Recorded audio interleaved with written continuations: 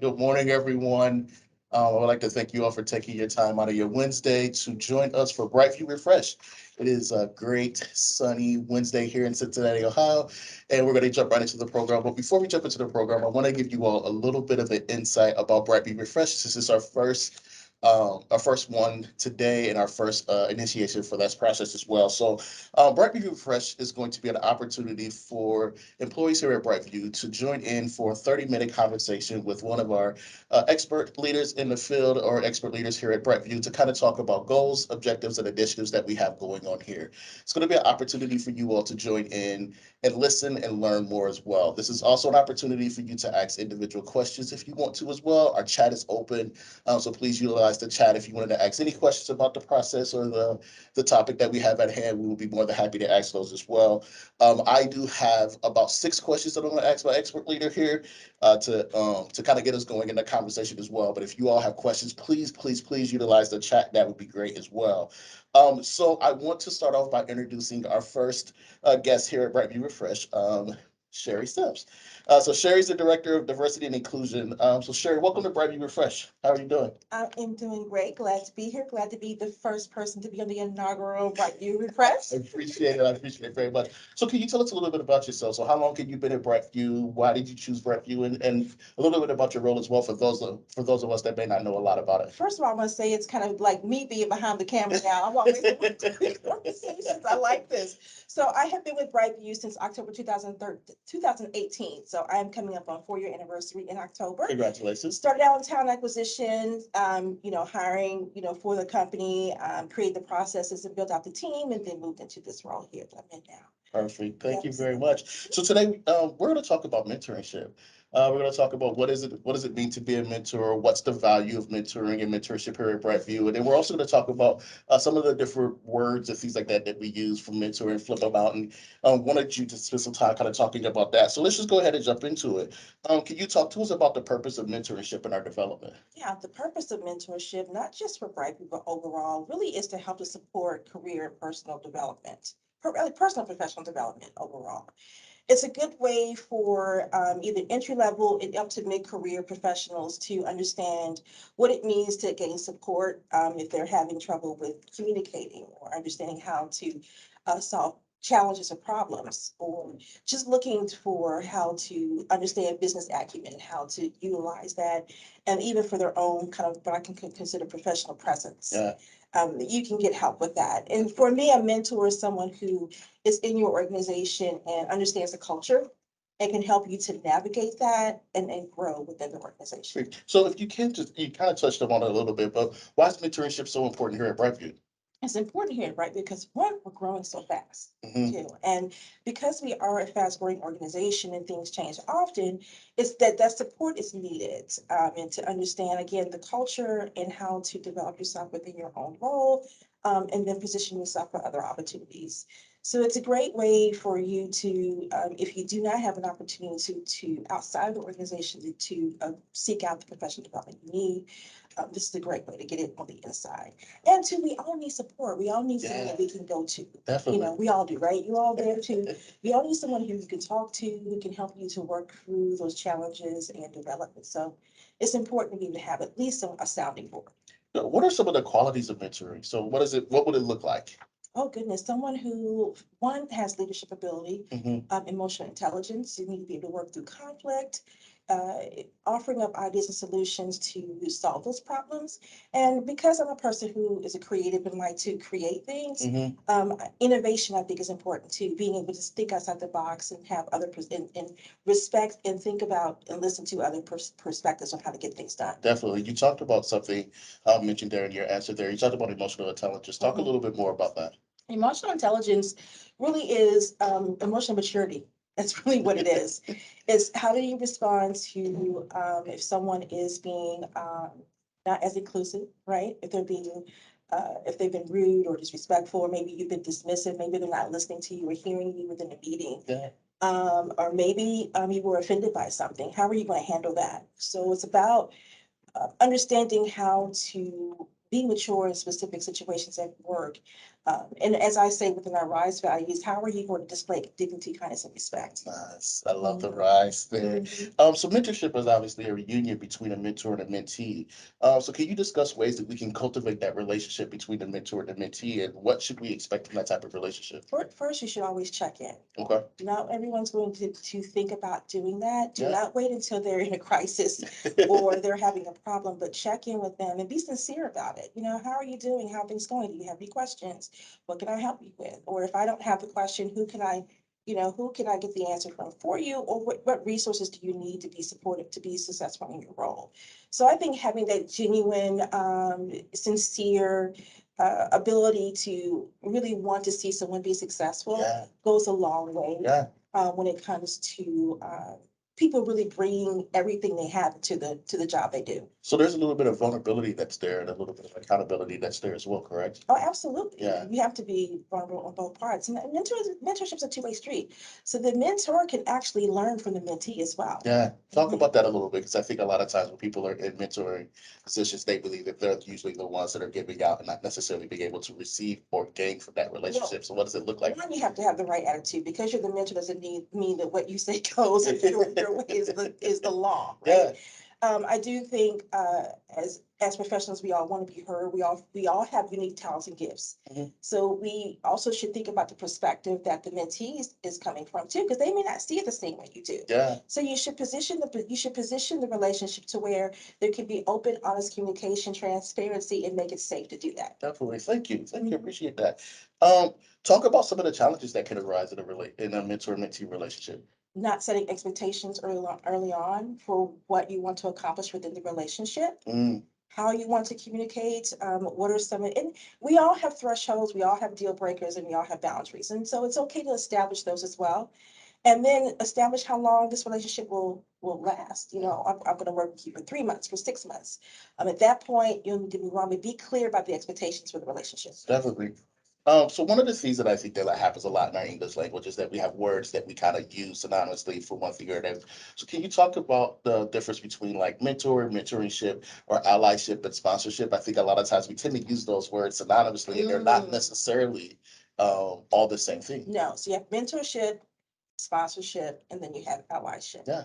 Again, mentorship is more what I consider more of an internal within your organization, where you're receiving that internal support to navigate the culture, understand how to resolve conflict, all those things within the culture or your role. Yeah. Sponsorship is someone who is more of the next level of leadership, Okay. right? So it's someone who could be director and up. There's someone that you can help you to understand what it means to be a true leader at that next level. But they're also someone who can speak about you when you're not in the room, right? So if they're having a discussion about, upcoming promotions, they're the ones that can say, "Hey, Brian's great for the role. He'll be great for these reasons." Okay. So they're at sponsorship. Is a relationship with someone who's a mentee, but then that person is more at a level of influence, Yeah. in leadership, Okay. that can help to speak for you when you're not with them. Nice. Mhm. And so what about allyship? Like what does that look like? I love allyship simply because it's not really a mentor mentee type of relationship. It really is about championing for someone. When if you are working in a role to where you feel like you are stagnant or you're not being able to grow, and not being supported to do so, the ally is someone who can come in and say, "Well, why can't we support this person? Why aren't we able to provide them with the resources they need to develop Nice. and grow?"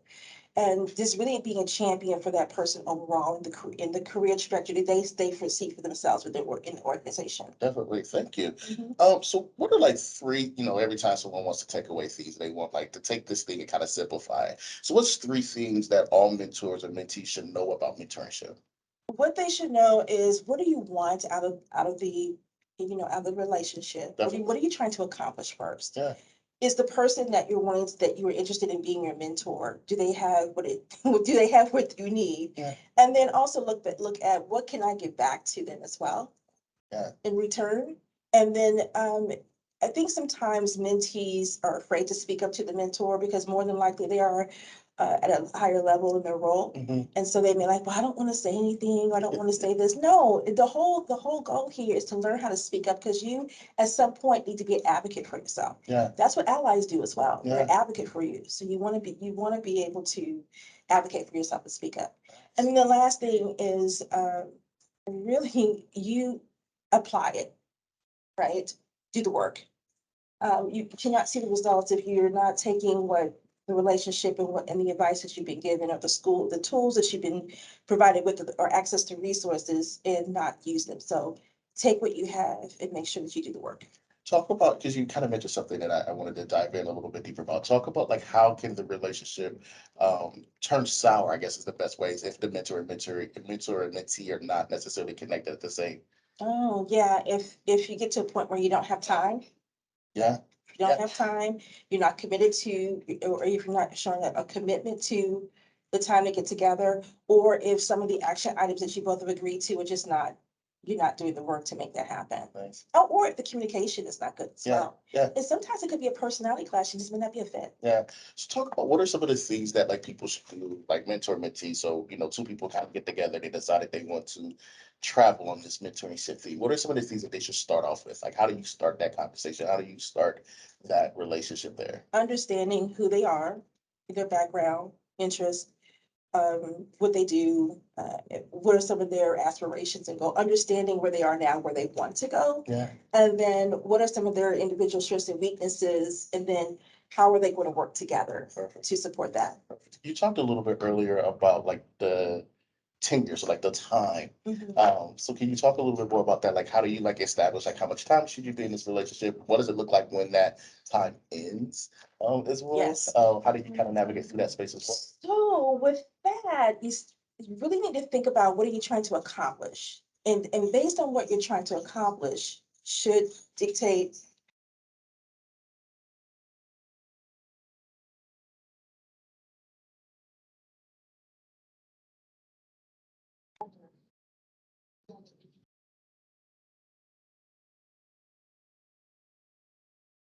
Some people just want to situate, they have a situation and just want to talk about how to resolve it. Others may have an actual plan on what they're trying to accomplish. Okay. Um, so I wanted to open this up a little bit to those individuals that are on the call. Again, I wanted to once again thank you all for taking time out of your Wednesday morning to jump onto the call. I know that we have a lot of things going on in the middle of the week as well to see if anyone had any questions. So I wanted to pause for a second and see if anyone had any questions about the value of mentorship or anything that we've kind of talked about or discussed it so far. And I heard that we might have been muted, but I think we're good now, correct? Back? Perfect. All right, no questions, you all? Thank you, Emily. I said that you think that this is amazing. Appreciate it.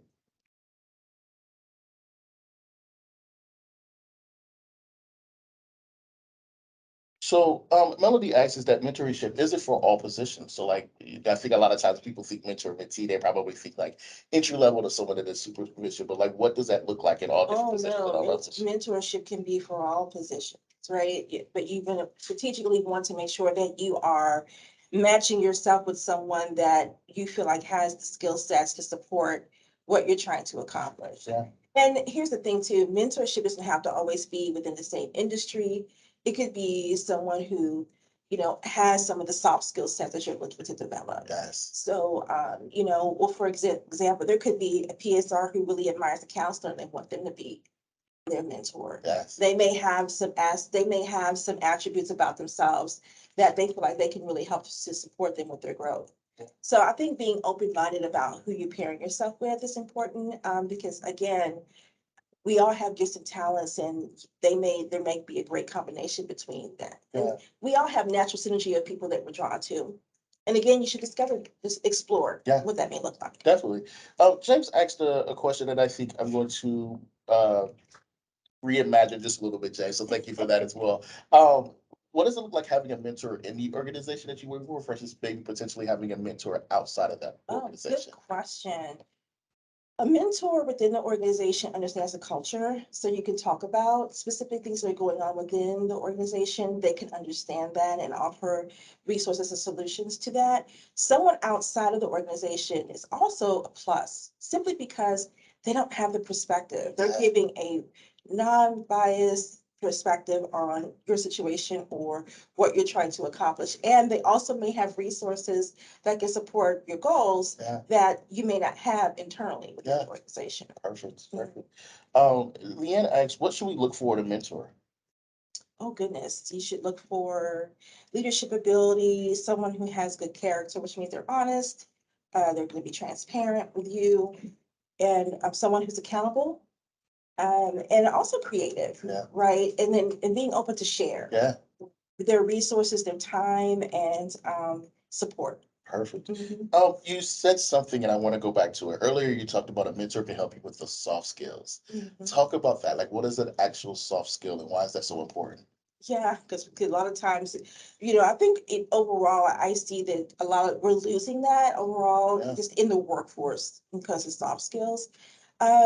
Emotional intelligence is one. Yeah. Being able to resolve conflict. It's just empathy, Yeah. compassion, for the people that we work with, and communication. Yeah. Some of those things, because again, if you do not have emotional intelligence and you're not able to control some of those emotions, Yeah. that's going to botch up your communication, Mhm. right? It's going to botch up you not being able to resolve conflict. Yeah. And then also too, agility and being able to be adaptive, right? Yeah. And in BrightView's environment, I've been here almost 4 years. You have to be adaptive. Yeah. You have to be able to multitask, and some of those things you may not understand if you have a strength or weakness in until you are in a position where you may have to use those. Yeah. And then self-awareness is huge because if you don't understand that you have a weakness or that you have a strength, Wow. Yeah. then you need to think about, okay, I'm good at this, so I need to start using this more. Yeah. I need to start understanding how can I utilize this skill set more, or if I have a weakness, how can I get support with that? Here's some advice. You can never master a weakness. You can only try to manage it, but you cannot ever just succeed in being able to overcome it. It's a weakness for a reason. I love the view right into the camera. Like that was a key point. I love it. um, so I have another question here. Is that someone asked if they can have more than one mentor? So like maybe like a business mentor and a personal mentor. So talk about that as well. Like what that look Yeah, like. multiple mentors are fine because, especially if you're thinking about different industries or if you're looking for different people who have success with different skill sets, it just gives you just different perspectives and different ways to grow Yeah. and think about how you want to take that information and utilize it to become the best professional you can be. Perfect. I love it. Um, what is an effective approach to being a mentor and mentee role? So like what are some of the things that probably like I think you kind of talked a little bit about this, like self-awareness probably going into the relationship, but like what are some other effective ways, effective things that we can do to be a great mentor and a mentee? Well, going back to self-awareness is one. Yeah. You need to know who you are, what your strengths and weaknesses are. You need to know what your thresholds are, what your deal breakers are. Because again, knowing your strengths, those are the assets you know you can absolutely bring to the table, Yeah. which increases your confidence and say, I know I can help you with this because this is what I'm good at. Yeah. And then also be transparent about your weaknesses because then you know if that's someone if there's a strength of theirs, they're like, okay, well, I know I'm gonna have to minimize things in that area. Yeah. So the transparency, the self-awareness is big because you kind of have to know. And here's the thing, we all have what I consider a professional identity. So with that professional identity, you need to understand, well, how you're going to show up at work. Yeah. So the self-awareness places the accountability, you know, being aware of your traits, and just overall just saying, you know what, I need help with this. Yeah. And this is now I need to know who when I talk to about. Yeah. And then putting the goals down. How am I going to overcome these things? Yeah, definitely. A question from Karen that was asked, and I appreciate this as well, is that she's a new hire and she's saying that it's hard sometimes to seek out a mentor. So like what can we do? Like what can we do here at Brightview that kind of help individuals that are new getting into here? And welcome to Brightview, by the way, Karen. Yes, welcome. I would say that, well, two things. We have a new hire mentorship that we're going to be launching for new hires, and then we have what we call allyship at work, which is going to be my favorite mentor program. But again, until those programs launch, what you can do is identify and seek out someone within your site that you feel like that you possibly have a connection, a natural connection with. Yeah. and ask them if it, sometimes here's the thing, when you go and ask someone to be my mentor, they're like, whoa, that's a lot of responsibility. Right, yeah, yeah. And again, it's really about how you want to establish the relationship. So again, you can say, hey, if we could just meet for 15 minutes, maybe every other week, and just kind of talk about how things are going, and being able to be a sounding board for someone, Yeah, that can go a long way. definitely. In just being able to feel supported in that role. Yeah, definitely. Mhm. It's a lot of the things that we see here in the chat. I kind of wanted to get to that space as well. Is that, and you kind of hit on it. It's really hard to start that conversation Mhm. as a mentee to a mentor. Or you're seeing someone that maybe you admire, you look up to, or that you want to shadow. So what are things that you can do that we can do if we're a new employee or new to the organization here, or even just new to a site? Like, what are some of the things that we can do to kind of soften that introduction? Yeah, I would say that if you see something within, if you see them performing a specific task, or or how they manage working with patients or with their coworkers, and you really like the way they do that, and you want to learn how to do it yourself, or you want to learn more, this be specific and say, hey, I just observed you do this, and I'd really like to learn, how did you do that, or how did you develop that skill? And kind of approach it from a perspective of you observe something or you admire something about them, and that you're intrigued to learn more, and explain why. So they'll, so it could be a win-win for both. Because here's the thing, people love to support others. And when you give them compliments and you share with them that, things that you really enjoy about them, they're more than likely to help support you as well. Yeah, definitely. And let's talk a little bit about the other side as well. So, like as a mentor, because I think we know as a mentee are coming in and trying to find a mentor, it's kind of hard to get to that things. What are some things that we could do for some of our individuals that are on the call that are been here for a while, have been at BrightView for a while? What are some of the things that they can do to kind of be welcoming to that relationship or sort of that relationship out as well? Well, you could, you know what I say, work together, work inclusively, got to do the D&I plug, right? I love it. I love it. So in working inclusively is important, right? If you are working in a department to where if your coworkers come to work and they say hello to you and you do not speak, right? If you are saying that everyone's going to lunch but you were not invited, Yeah, right? So I think that tends to now start an area where you're feeling excluded. So do the opposite, introduce yourself, ask them to lunch. Or if they can't leave for lunch, hey, we're going to order something for lunch. Do you want to join us or do you want something? love it. Just do things to help your teammates to feel included. Love it. That goes a long way when it comes to them being able to feel like there's a sense of belonging at work. And mentorship helps support that. Yeah. It helps support belonging at work because if you're being heard, you're being supported with what you feel like you need, and you're not like just out here like, okay, I gotta just figure this out. Yeah, and that probably helps with being belonging. It's also like retention and things like that as well. Well, of course it impacts retention. If you are working with teammates who are also walking on the team, here's the thing, we may not all like the characteristics of each other, but at the same time, we still have to, as I go back to saying dignity, kindness, and respect, we should show each other. And it's about us being able to work together and accomplish the goals that BrightView is trying to achieve. Perfect, thank you. Well, you mentioned something earlier, and I kind of wanted to, as we get close to the end here, kind of wanted to give you an opportunity to talk a little bit more about that. You talked about an allyship program. Can you talk a little bit more about that and what can we expect from that coming down the pipeline? The allyship program is going to be more of that advocacy for someone. Yeah. That's that sponsor who's going to be able to support you with more of a high level a way to elevate you as a professional within the organization. And in being able to not necessarily position you for that next level of a career within BrightView, but leadership ability. And here's the thing, we don't always have to be a leader with the title to lead, right? Some of us have natural leadership abilities, and we can be a leader in the role that we're in, even if we don't have the title. A title's a title. Yeah. It's your character and who you are and how you show up in the role is how you I love command others, that. how you get the respect. I love that. I love that. Thank you. Mhm. Well, Sher, is there anything else that you want to mention or talk about that we didn't get a chance to either ask or talk about Well, earlier? these are some amazing, amazing questions. I think just keep when you're thinking about mentorship, keep an open mind, and approach it from a place that be very clear about what you want and what you can give back. I wanted to, there's a comment here that I wanted to make sure that we got to before we get to this space as well, is that Um, Amber said that she wanted to learn how to be more comfortable speaking in front of others, so she's going to reach out to you because she feels like that you're doing a really good job of being able to speak out in front And of see, others and that's a stuff like perfect that. So, example of what I mean, right? So, and I have a person that I talk to outside of the organization, and when I call and talk to her, I'm like, okay, I got a situation I need to talk to you about this. Can you help me get work through this? And then afterwards, I'm like, thank you so much for your time. I'm like, you're my mentor without really being officially my mentor. So you can always say that too, right? So it's like you don't always have to put an official title on that they're a mentor, but just knowing that you're seeing the relationship from that perspective and then treating it as such and making sure you establish those boundaries, and then it could be a great relationship. yeah. Well, Sherry, thank you for taking time this morning to talk to us about the Fire Mentorship.